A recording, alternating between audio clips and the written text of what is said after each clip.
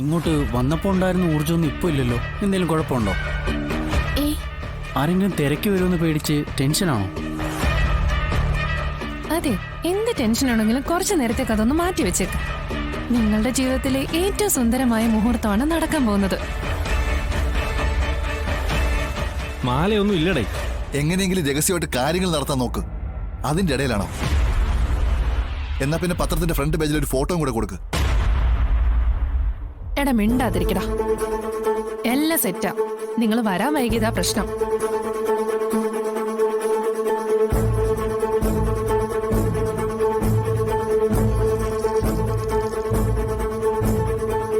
അല്ല, ഇതെങ്ങോട്ടായി കയറി പോകുന്നത്?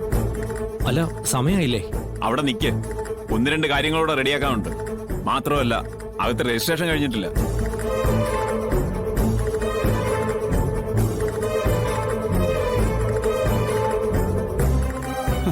എന്നിട്ടാണോ ചേട്ടാ ഞങ്ങളീട്ട് ഈ ഓട്ടോ ഒക്കെ ഓടിച്ച്?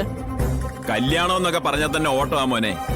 ഇപ്പൊ എങ്ങനെയെങ്കിലും കല്യാണം നടത്താൻ വേണ്ടിയുള്ള ഓട്ടം, അത് കഴിഞ്ഞ് ജീവിക്കാനുള്ള ഓട്ടം. ആ ഓട്ടത്തിൽ ഒപ്പത്തിനൊപ്പം ഓടിയെത്തുമ്പോഴാണ് യഥാർത്ഥ ജീവിതം എന്താണെന്ന് നിങ്ങൾ അറിയുന്നത്. ചേട്ടൻ ഇവരെ ഇപ്പോഴേ അങ്ങ് പറഞ്ഞു പേടിപ്പിക്കാണോ? എപ്പോഴും ഒരു പേടിയുള്ളത് നല്ലതാ. ജീവിതത്തിൽ പ്രാരാബ്ദങ്ങൾ വരുമ്പോ അത് ഇവർക്ക് ഗുണം ചെയ്യും. അപ്പൊ ഇവിടെ നിൽക്കുക കേട്ടോ, ഞാൻ വിളിക്കാം.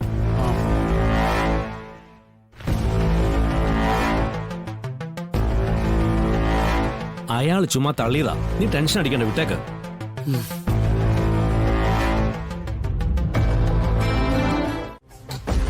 ബാബാ, നൂറേ, നൂറേ, ഇവിടുന്ന് എവിടെ പോയി? ഇവിടുന്ന് എവിടെയോ? ബാബാ, ബാബാ, എവിടെ? അവൾ എവിടെന്നാ ചോദിച്ചത്? എനിക്കറിയില്ല. നീ അറിയാതെ അവള് പുറത്തു പോവില്ല. നസീറേ, എവിടെ പോയാലും അവളെ പൊക്കണം. കുടുംബം തകർത്തവളെ ഇനി ഈ ഭൂമിയിൽ വെക്കണ്ട. ഉമ്മ പറയുന്നൊന്ന് കേക്ക്. ഇഷ്ടമില്ലാത്തവരെ ബലമായി ഇഷ്ടപ്പെടുത്തി ജീവിക്കാൻ ശ്രമിച്ച എങ്ങനെയാ മോനെ നല്ലൊരു ജീവിതം ഉണ്ടാവുക? വിവാഹം കഴിച്ചാൽ മാത്രം പോരല്ലോ, ഒന്നിച്ച് കഴിയേണ്ടതല്ലേ? ഒരു കുടുംബജീവിതം ആവുമ്പോ ആദ്യം വേണ്ടത് മനപ്പൊരുത്തമാ. ഇവളുടെ മതപ്രസംഗം കേട്ടു നിൽക്കാതെ നീ പോയി അവളെ നോക്കടാ. ഏത് ദുനിയാവിൽ പോയി ഒളിച്ചാലും അവനെയും പോക്കണം, അവളെയും പോക്കണം. കിട്ടിയ കയ്യും കാലും തല്ലിയോടിച്ച് ഇവിടെ കൊണ്ടിടണം. ഭക്ഷണം കൊടുത്താൽ മതിയല്ലോ, ഇവിടെ അടങ്ങി ഒതുങ്ങി കഴിഞ്ഞോളുമല്ലോ. ആ, അവനെ കിട്ടിയാലേ ഇനി ഒരിക്കലും അവളുടെ നിഴൽ വട്ടത്ത് പോലും വരാൻ പറ്റാത്ത രീതിയിലാക്കണം. എങ്ങനെ ആക്കണമെന്ന് അത് നിനക്ക് ഞാൻ പറഞ്ഞു തരേണ്ട ആവശ്യമില്ലല്ലോ. ഇന്ന് അവന്റെ മയ്യത്ത് അവളെ കൊണ്ട് തീറ്റിക്കും ഞാൻ. എങ്കി വാടാ.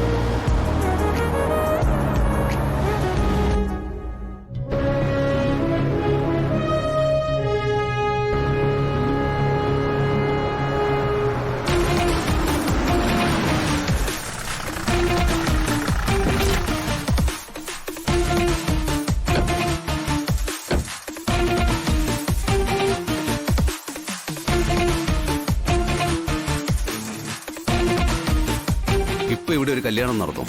പെണ്ണിന്റെ പേര് നൂർജഹാൻ, ചെറുക്കന്റെ പേര് അനൂപ്.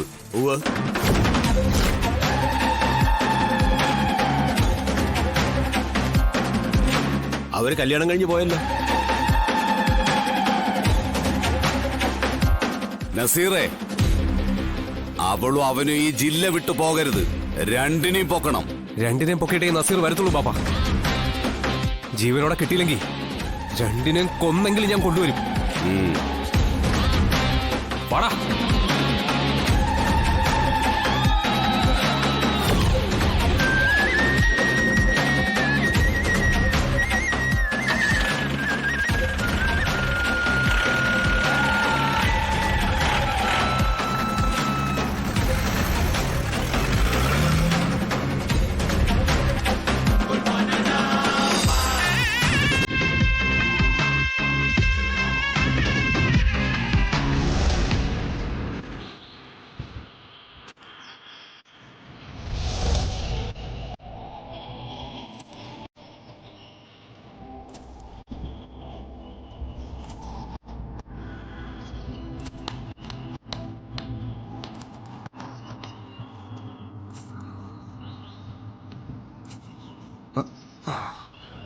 അങ്ങനെ ടെന്റിന്റെ പരിപാടി കഴിഞ്ഞു.